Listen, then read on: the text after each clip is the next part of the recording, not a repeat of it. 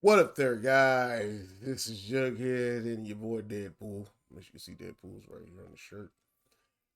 And I want to throw something at you guys, if you will. Uh, I dabble into video games. If you didn't know, and yeah, man, hold up, because I'm holding this for so long. Now I want to show you some games, but I'm going to say this real quick. WWE 2K24. I have the digital copy because I don't have the physical because what do these the physical? Because physical is so fucking whatever the fuck. So anyway, they're gonna be ending their service, and I knew about this for a minute, March 31st of this year, which is, roughly close to 2 years. That the game has been technically online. Well, actually, a little bit more than 2 years. Um, and I have a couple of games that I'm going to show. First of all, one that had the longest of the 2K for WWE games. This one, little bastard here. This is WWE 2K19, which I'm grateful I still have a copy. I actually have the deluxe edition. Um, Here's the cool thing about this version. I do have it on my PC, which has all the unlockables and all that good stuff. I got this on the Xbox later. And unfortunately, yeah, I was not able to get all the good stuff that I needed to. But yeah, once again, great game, great game. This is a complete copy, by the way. Yeah, got all this stuff. We got the. Now, this is the thing I'm going to say about 2K and their practices. From what I've seen just now, with this little buddy right here, this is NBA 2K20. And I do love me some basketball games. I haven't gotten a newer NBA game in a long, long time. But this is NBA 2K20. They cut these servers off, and I just found out just doing this research in January 1st of 2024. That means this game, of course, NBA 2K20 came out probably in 2019, close to the end of 2019.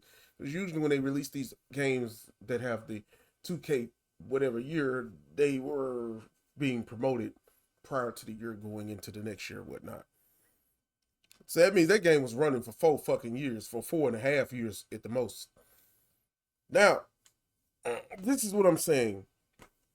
And I'm going to give Activision a pat on the fucking back. As much shit as people will say about Call of Duty, and I gotta give them one thing that can't nobody say. Whether you play PlayStation, Xbox, shit. If you got online support, you can fucking still play these motherfucking games online. I got Black Ops 2. I own Black Ops 2 for PlayStation 3, as well as this right here, the Xbox. And as you can see, this is Black Ops 2 was released later on, because it even shows Xbox One, Xbox 360, the compatibility of both. Remember, this is Black Ops 2, Call of Duty Black Ops 2. And this came out in 2012, 2011. But anyway, it still has support. Not only that, the GOAT. This is one of the GOATs right here. This is Modern Warfare 2. And this is Xbox 60. This is backwards. That's another thing I like about Xbox. There's a lot of backwards compatibility. I didn't say it right. Compatible on my Xbox One X. But anyway, here's the one. This has Black Ops 1, 2, as well as 3. What I'm saying is basically Activision did it right.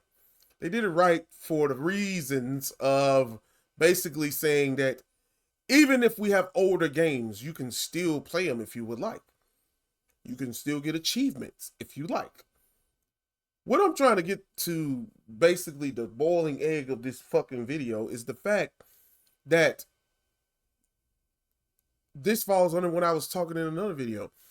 If I'm paying $150 on a game, and this is no in between, I've paid a lot of money on games. I paid AEW with the stuff they added on their games, and they don't have nowhere as near as much as shit that the 2K series has. But there are some things they took from the AEW games. You know, barbed wire, the barbed wire bats. I won't say barbed wire, but you know, the thumbtacks, and you know, the fact you can have women fighting men again, even though WWE did have that, AEW brought it back, and you know, the stuff in between. But this is what I'm going to say. If this can franchise the peoples, if you're going to, especially with the newer games, keep it as a yearly online server support. Don't just knock that shit away. If it was money wise to be monetary, you would still make money because you would still have people if they had to want to buy certain things. But here's the weird, sneaky thing that I noticed 2K does. And I noticed it in between is that they will still have you buy some of the shit as it relates to the store, even though you won't be able to have online support to play online. And I know a lot of people said the 2K's online is kind of garbage as it is right now. But here's the weirdest thing I'm going to say, and I'm going to leave it at that. 2K17, 2K16, 2K18, 2K9, especially 2K19. With 2K19's case, with the bad reception that 2K20 received, 2K19 is the longest in the 2K WWE games of series of games that lasted a longer time. The reason was because they skipped a year. Nobody was playing really 2K20 like that. And they decided, well, we're going to have to keep people into the market. So they knew they had the ability to still keep people in the game, but they chose not to. Come on, bruh. Real talk, bruh. This is where I feel like they could do it if they wanted to. And like I said, 150 plus bucks, and that's just for the max premier game, because you're still gonna have to pay to do other shit in the game, and you're still gonna pay even more than that. So it would be great that you might just, I don't know, maybe just let the gamers have an option to still be able to play these games years down the line and still be able to get content. I literally was binging, downloading shit off of 2K24 as it relates to newer wrestlers and so forth in arenas. And I kind of stopped and slowed up on it because I'm like, yeah, what the fuck it. I'm probably going to maybe get WWE 2K25. Uh, I kept going back and forth about getting 2K26, but that involves upgrading a whole new console, and I'm getting older. Just for me, everybody shout out to what you want to do, but man, I got to upgrade shit in my life. So it's not like I'm just going to just fork over almost $800 just to go and play some new wrestling games. It's a bunch of newer games I wanted to play. RoboCop, Rogue City. Can't play it on my Xbox One X, even though I think it probably could still handle it. Yeah, I'm not being braggadocious, but brag, I could do it. It could still do it. I mean, come on, bro. That being said, if I was to upgrade to a newer gaming system, it'd probably be a PC. Basically, because I have a lot of games on Steam, and I think, overall, I would be more off in profit to just be able to upgrade to a newer PC. If this computer I have now that I'm doing my video right now with ends up kicking the bucket, I would probably just go and just get a newer PC that has the ability to game a little bit more, basically, and maybe just be a straight full-fledged gaming PC than to buy a newer gamer system, especially with the hoopla of what the prices of the newer systems in the future will be. Which means that if you're paying, if I feel like if you spend $1,000 for a home gaming console, you need your ass whooped. You need your ass fucking whooped. The most I've ever spent was maybe at the most 550, and that was 500 something plus with games, extra controllers, and a couple of extra games. Period.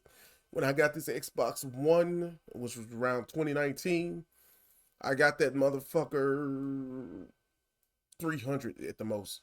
And then the other stuff added on to it.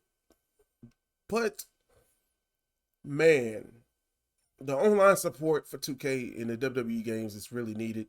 It has to be there. Because if it's not, then you're basically spending almost $200 or maybe even $300 for a fucking video game. And that is the dumbest. Let me say it correctly. That is the dumbest shit you can fucking do. Real talk. And just telling you, just because it is, it's dumb. But yeah, hopefully this video was informative.